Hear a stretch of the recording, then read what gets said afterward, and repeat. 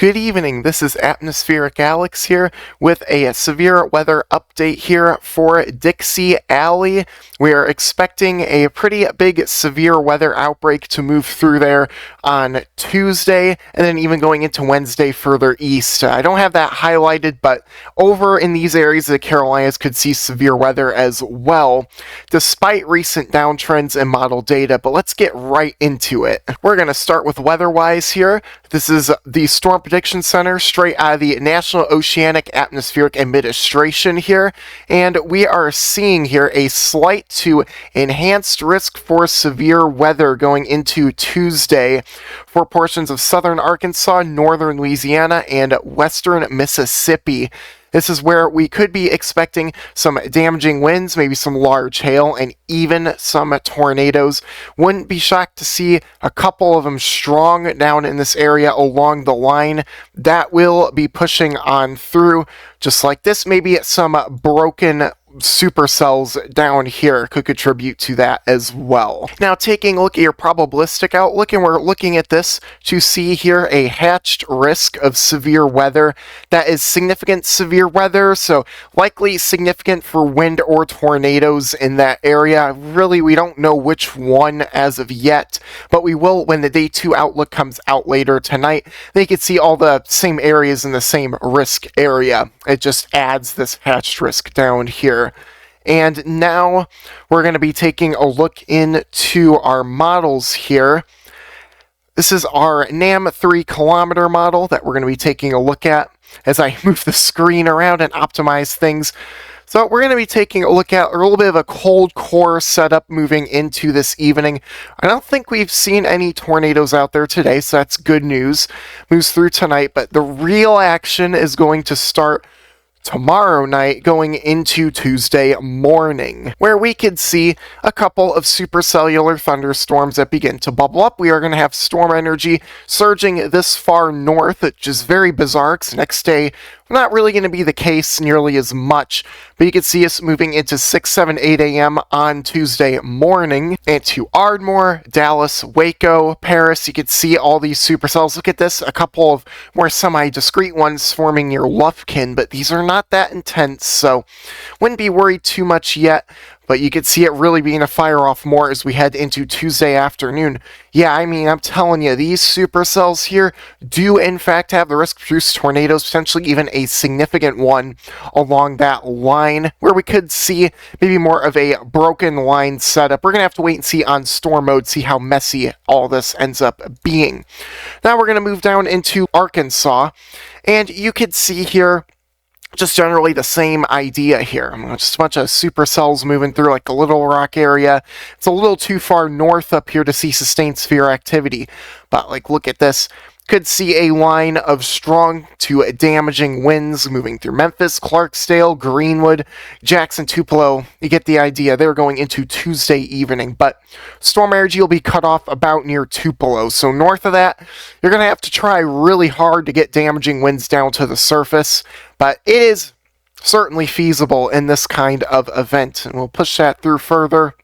And same thing, more of your linear stuff moving further east. Now into Louisiana here as we take a look. Look at that Shreveport there, Texarkana, Lufkin getting on some supercellular activity. And look at this broken line segment down here. We're starting to see more of your semi-discrete supercells, even a couple of prefrontals. We'll really have to wait and see. There is a lot of uncertainty regarding that. Models do tend to underdo the instability, but this go around, it's still very low. You can see some supercells firing off along the dry line here. Never thought I'd be saying this going into northern Louisiana. I can't believe it came all the way from the plains intact. Quite impressive if you ask me. And then along your frontal boundary over here, this line begins to break up. Strong tornado risk definitely becomes evident here. Moving into Jackson, yeah, take a look at these supercells here.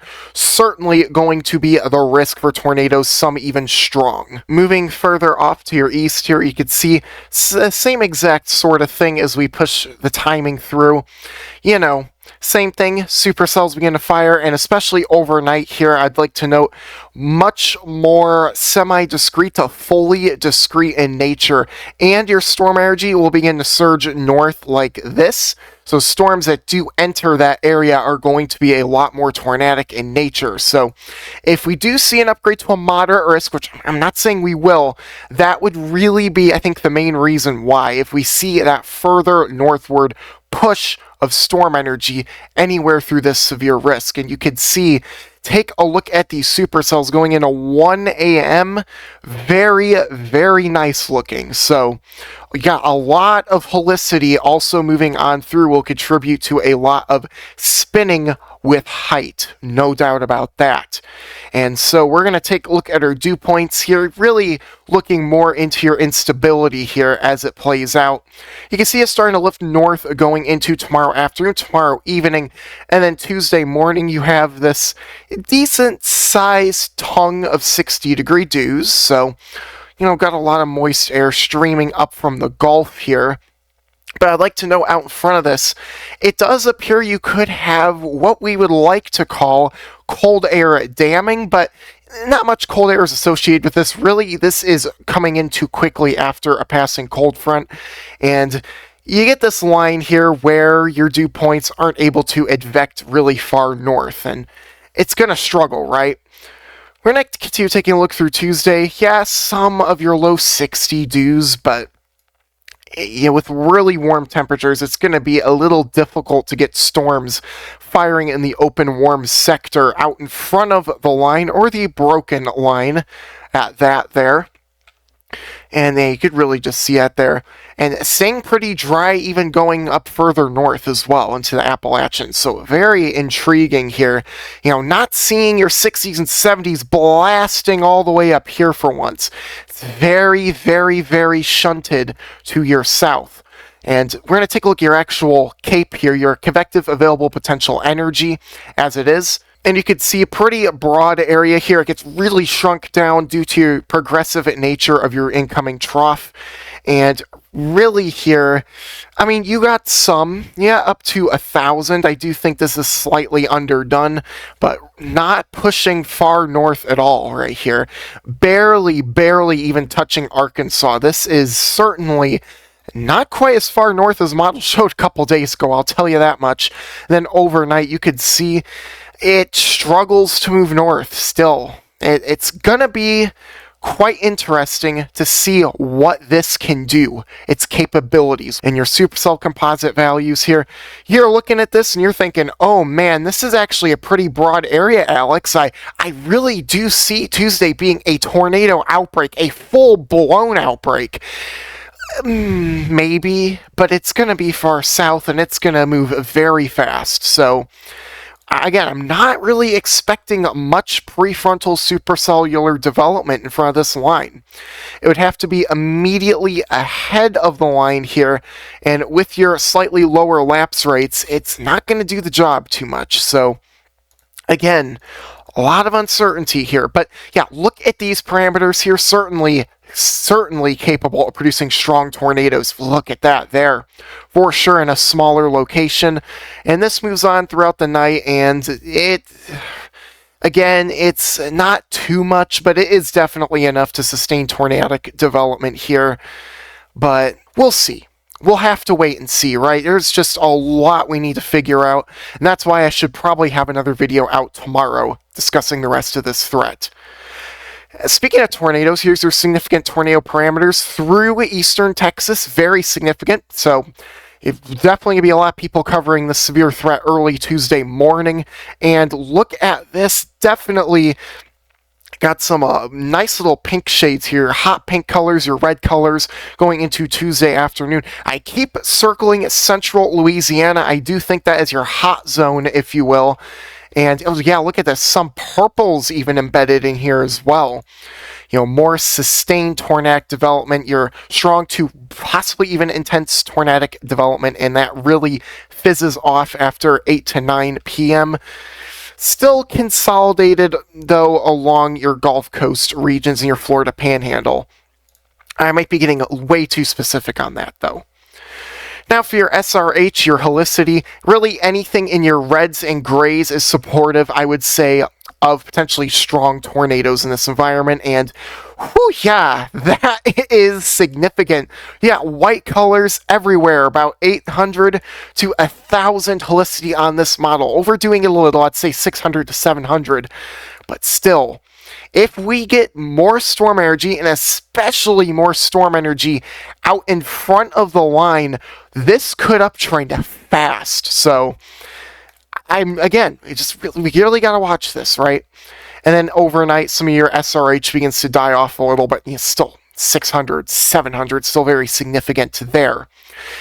And again, here is a look at your surface winds here coming out of your due southeast direction out in front of this line. If we can get more storm energy in this area, it is game on without a doubt for discrete supercellular development and potentially something far more serious. But we're just not seeing that, right? It's this teeny tiny little triangle, this little stick here that moves through. Still talking about south to southeast winds at the surface. That is a green light if you see a lot of rotation in your atmosphere, a lot of spin aloft. Now on top of all this, we have a secret little factor in play here, our wind gust map, and this is going to light up like crazy here. You could see just, 30 to 40 plus mile an hour gusts across the board here, but as we take a look into Tuesday, look at that, potentially upwards even over 50 mile an hour wind gusts here across most of Arkansas, even Louisiana over 40 miles an hour. We actually see a high wind watch that is out for these areas, kind of along the Gulf Coast here where your winds will be streaming on shore. And yeah, if you just look at this here, get some of your red colors, your oranges, yellow colors starting to come into play here, and whoa, getting 55 to nearly 60 mile an hour gusts across Middle Tennessee. This may be a little overdone, but then I also really want to turn your attention to the mountains here. We could be talking about a high-end mountain wave windstorm, all right? The mountains here of the Smokies, of the Blue Ridge, in that area, could see gusts upwards of 80 to potentially 90 miles per hour. That is a very serious and upper echelon criteria. We've seen this a little bit over the past year. I mean, last January, for crying out loud, we saw 100 mile an hour winds up there, 120 in this area, but just look at that, and you could see your downsloping winds moving up to your northwest here. Very, very favorable. If you live directly along the mountains, you need to prepare for this. There will be falling trees, branches, power outages will definitely be occurring. It is going to be a wild one out there going into Tuesday night and even way early Wednesday morning. And you could also perhaps see on top of all this, you have like localized gaps and stuff that may form. Right here, you have a gap. We could definitely be seeing over 60 mile an hour winds throughout that entire area. We really do need to monitor this.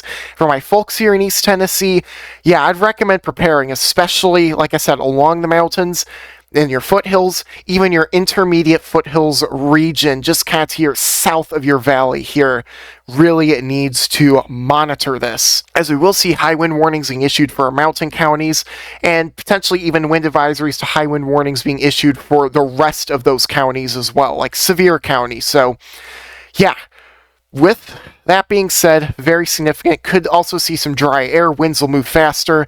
I know I went on a little long about that, but it's very serious. And then you could see it's going to be a mess. And, even further south, into Mississippi, 45 mile an hour gusts, even portions of Georgia as well. Wind is going to be a top storyline for this event for sure. Okay, and with that being said, thank you so much for tuning into today's video. I really hope you enjoy it. If you did, please be sure to smash the like button and subscribe to my little corner of the weather community if you wish as well. And also be sure to share this with friends and family on social media so they can know more about the severe weather impacting these areas. I know it downtrended a lot since the last time I saw you, but it could very well uptrend again, and we've seen this with short-range modeling before. We'll have that consolidated area, right in this area here. For sure, we are going to need to monitor our models, local forecasts closely. And be sure to leave a comment in the section below if you enjoyed this and if you have any future suggestions for me. That being said, thank you so much for watching the video, and have a wonderful night, everyone. Stay safe from the severe weather and watch those high winds coming on through Tuesday night.